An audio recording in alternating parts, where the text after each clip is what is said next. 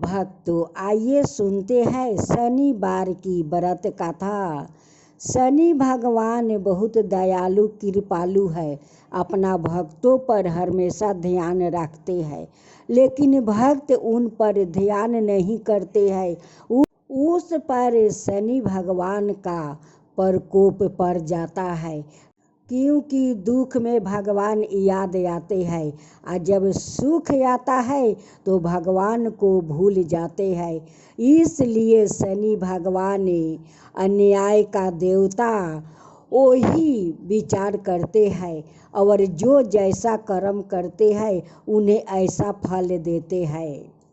तो भक्तों, आइए हाथ जोड़कर शनि भगवान की गाथा को पूरा सुनते हैं। अगर अधूरा सुना तो शनि भगवान का प्रकोप कभी नहीं जाएगा।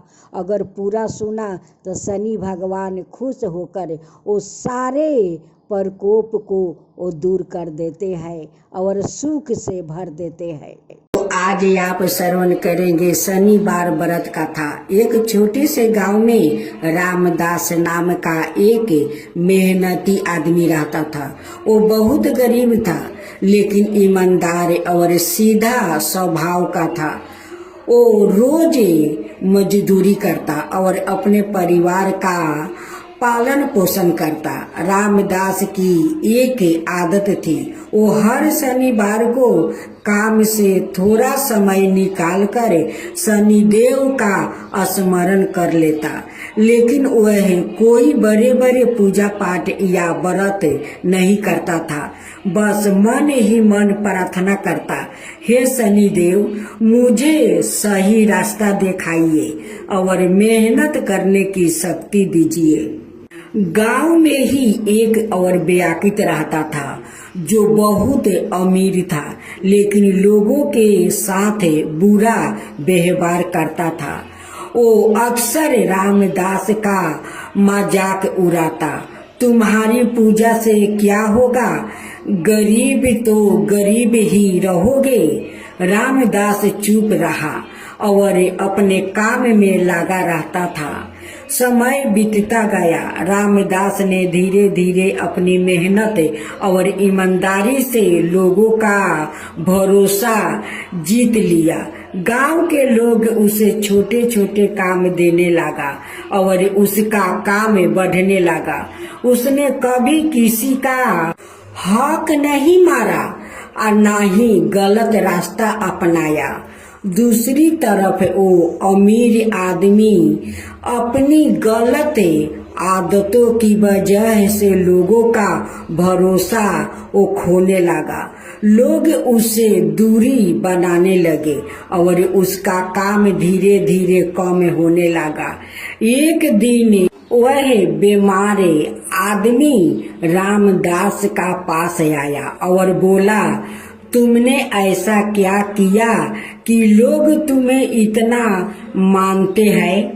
रामदास ने मुस्कुराकर कहा, मैं बस अपना काम ईमानदारी से करता हूँ और हर शनिवार को अपने कामों पर ध्यान देता हूँ।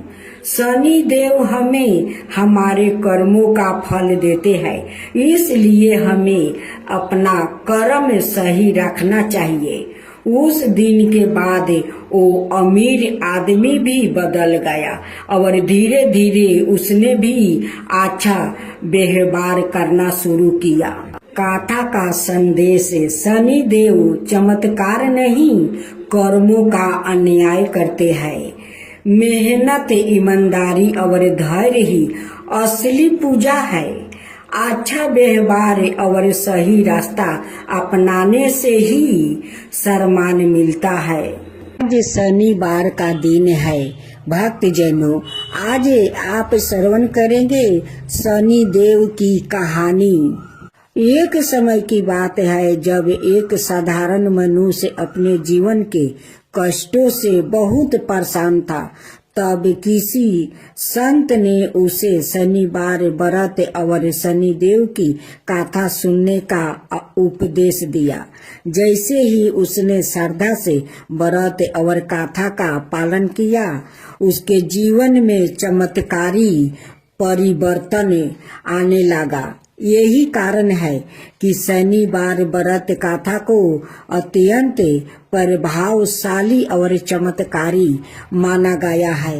आइए इस अद्भुत कथा को सुनते हैं और शनिदेव का आशीर्वाद प्राप्ति करते हैं। पावन शुभ कथा शनिदेव न्याय और कर्म फल के देवता माने जाते हैं। उन्हें कर्मों का दंड देने वाला और धर्म के मार्ग पर चलने वालों का रक्षक कहा गया है। शनिदेव का व्रत विशेष कर शनिवार के दिन किया जाता है।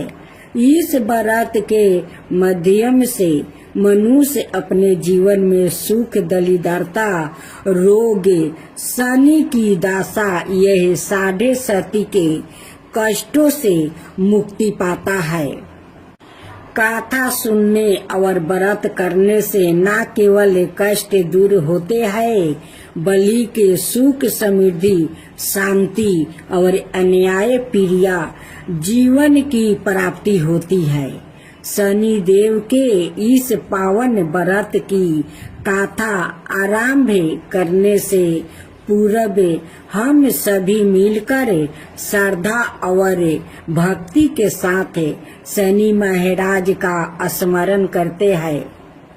तो आइए अब हम सुनते हैं शनि देव व्रत कथा करेंगे। सावन मास की शनिवार व्रत कथा। एक समय सरक लोक में सबसे बड़ा कवन का प्रश्न पर 9 ग्रहों में वाद विवाद हो गया। विवाद इतना बढ़ा कि परस्पर भयंकर युद्ध की स्थिति बन गई।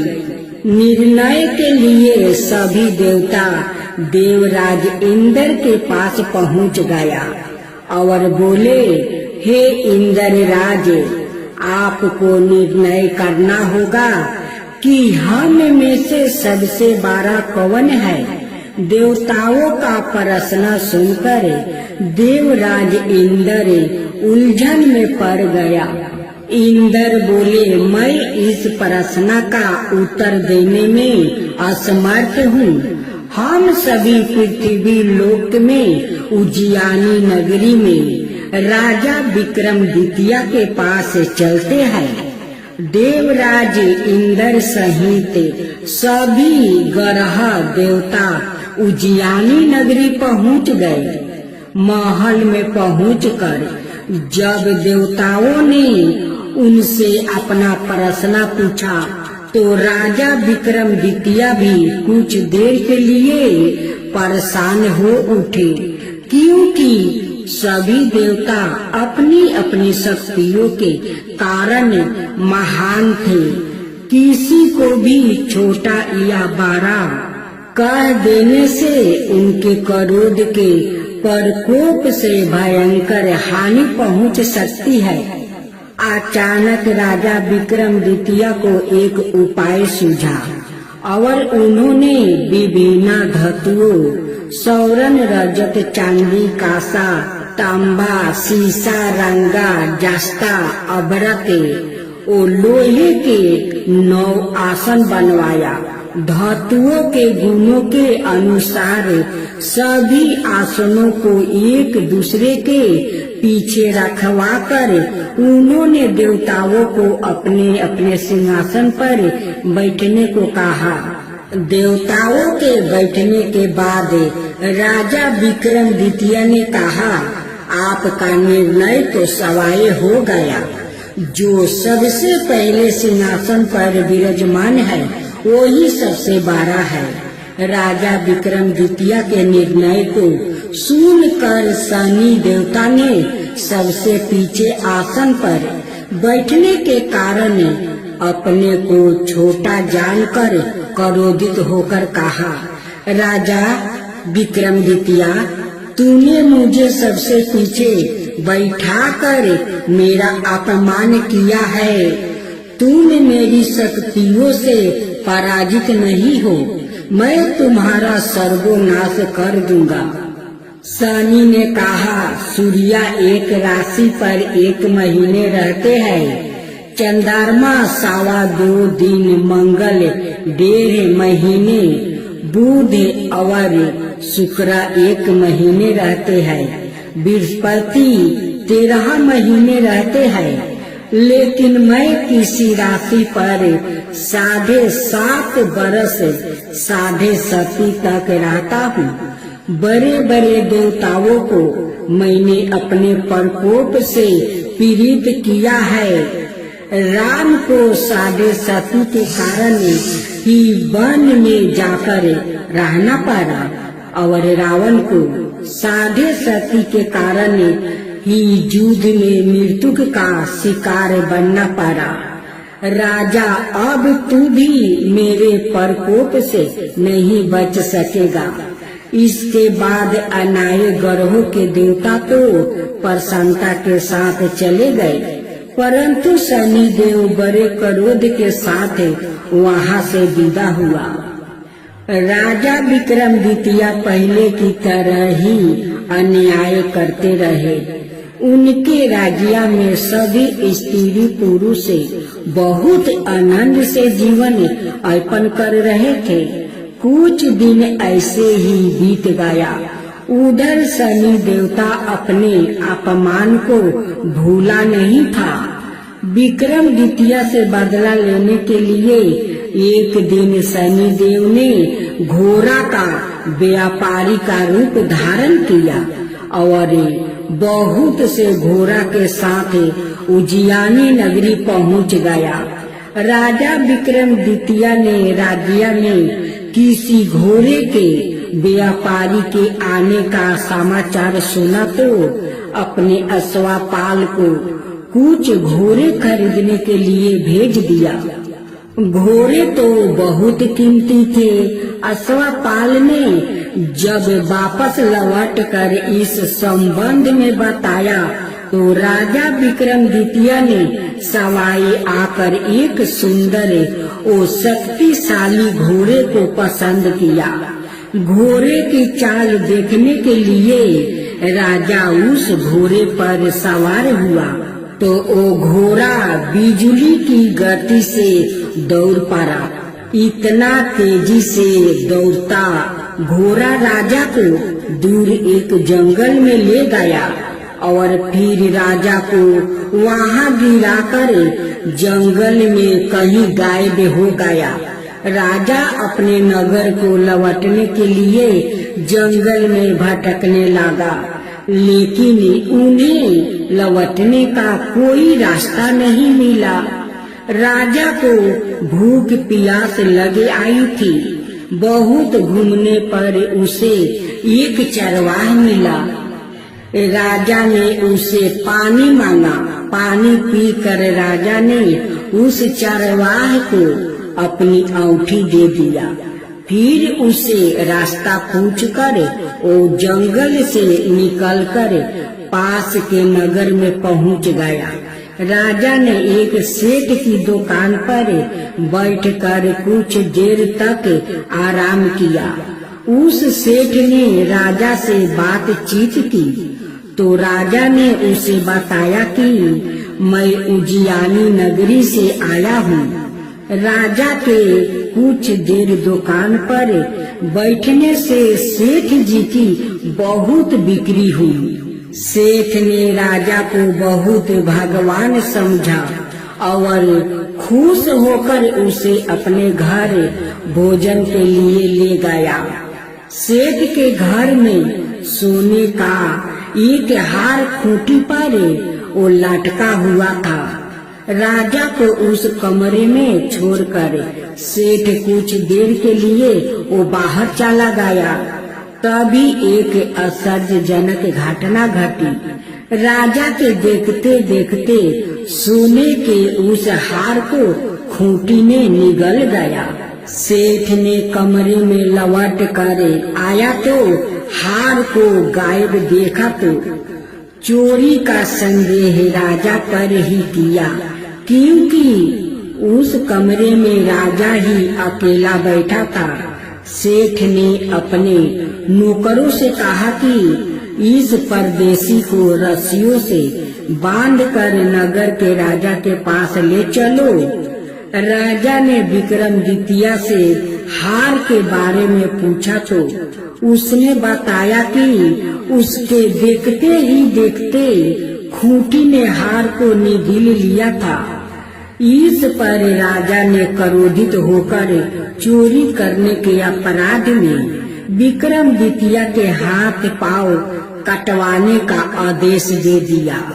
राजा विक्रमादित्य के हाथ पांव कटवा कर उसे नगर की सड़क पर छुड़वा दिया गया। कुछ दिन बाद एक तेली उसे उठाकर अपने घर ले गया और उसे अपने तेलू पर बैठा दिया। राजा आवाज देकर बैलों को हाँकता रहा। इस तरह तेली का बैल चलता रहा और राजा को भोजन मिलता रहा। शनि के प्रकोप की 7.5 पूरी होने पर बरस ऋतु आरंभ हुआ। राजा विक्रमादित्य एक रात मेघ मल्हार उगा रहा था कि तभी नगर के राजा की लड़की राजकुमारी मोहिनी रथ पर सवार होकर उस तेली के घर के पास से वो गुजर रही थी। उसने मेघ मल्हार सुना तो उसे बहुत अच्छा लगा और दासी को भेजकर गाने वाले को बुला लाने को कही। दासी ने लौट कर राजकुमारी को अपंग राजा के बारे में सब कुछ बता दिया। राजकुमारी उसके मेघ मल्हार से बहुत मोहित हुई थी। अतः उसने सब कुछ जानकर भी अपंग राजा से विवाह करने का निश्चय कर लिया। राजकुमारी ने अपने माता पिता से जब यह बात कही तो वो हैरान रह गई। रानी ने मोहिनी को बहुत समझाया, बहुत समझाई। बेटी, तेरी भाग्य में तो किसी राजा की रानी होना लिखी है, फिर तू बेटी उस अपंग से विवाह करके अपने पांव पर कुल्हाड़ी क्यों मार रही हो? राजकुमारी ने अपनी जिद नहीं छोड़ी। अपनी जिद पूरी करने के लिए उसने भोजन करना छोड़ दिया और प्राण त्याग देने का निश्चय कर लिया। आखिर राजा रानी को बेबस होकर अपंग के विक्रमादित्य से राजकुमारी का विवाह करना पड़ा। विवाह के बाद राजा विक्रमादित्य और राजकुमारी तेली के घर में जाकर रहने लगी। उसी रात सपने में शनि देव ने राजा से कहा, राजा, तुमने मेरा प्रकोप को देख लिया है। मैंने तुम्हें अपने अपमान का दंड दे दिया है। राजा ने शनि देव से क्षमा करने को कहा और प्रार्थना की, हे शनि देव, आपने जितना दुख मुझे पहुंचा दिया है, अन्याय किसी को नहीं देना। शनि देव, आपसे प्रार्थना करता हूँ कि अन्याय कोई को ऐसा दुख मत दीजिए। शनि देव ने कुछ सोचकर कहा, राजा, मैं तुम्हारी प्रार्थना स्वीकार करता हूँ। जो कोई स्त्री पुरुष मेरी पूजा करेगा, शनिवार को व्रत करके मेरी व्रत कथा सुनेगा, उस पर मेरी अनुकंपा बनी रहेगी।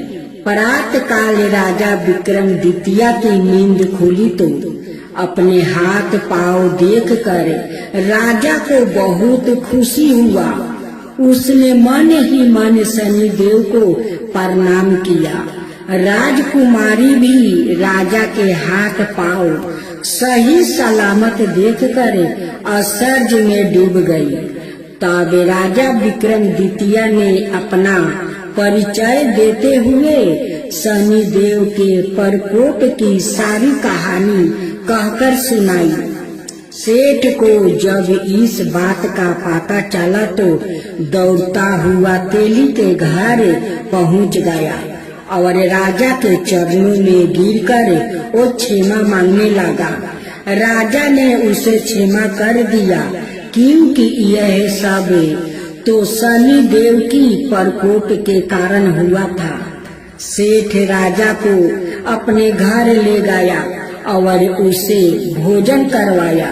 भोजन करते समय वहाँ एक आश्चर्य घटना घटी।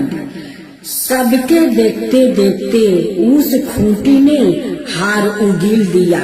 सेठ जी ने अपनी बेटी का विवाह भी राजा के साथ कर दिया और बहुत से स्वर्ण आभूषण धन आदि देकर राजा को विदा किया।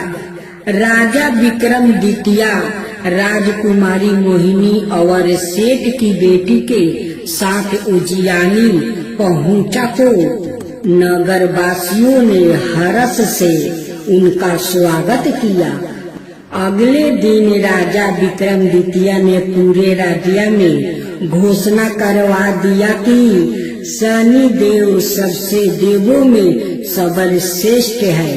प्रत्येक स्त्री पुरुष शनिवार को उनका व्रत करे और व्रत कथा अवश्य सुने।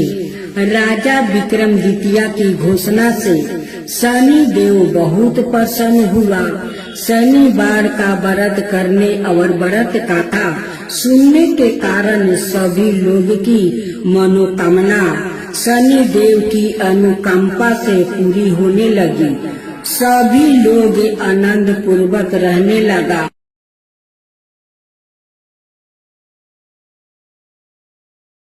जय जय श्री शनिदेव भक्तन की हितकारी, सूरज के पुत्र प्रभु छाया महतारी।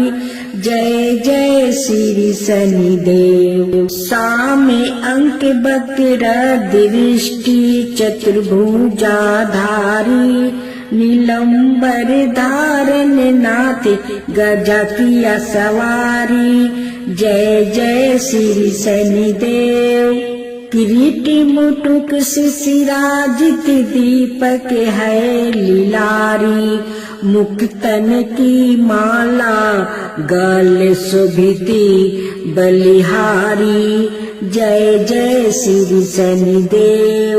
मोदक मिष्टन पान चढ़ते है सोपारी, लोहा तिल तेल उर्दी महिषी अति प्यारी। जय जय श्री शनिदेव। देव दनुज ऋषि मुनि सुमिरन नर नारी, विश्वानाथ धरत ध्यान शरण है तुम्हारी। जय जय श्री शनिदेव।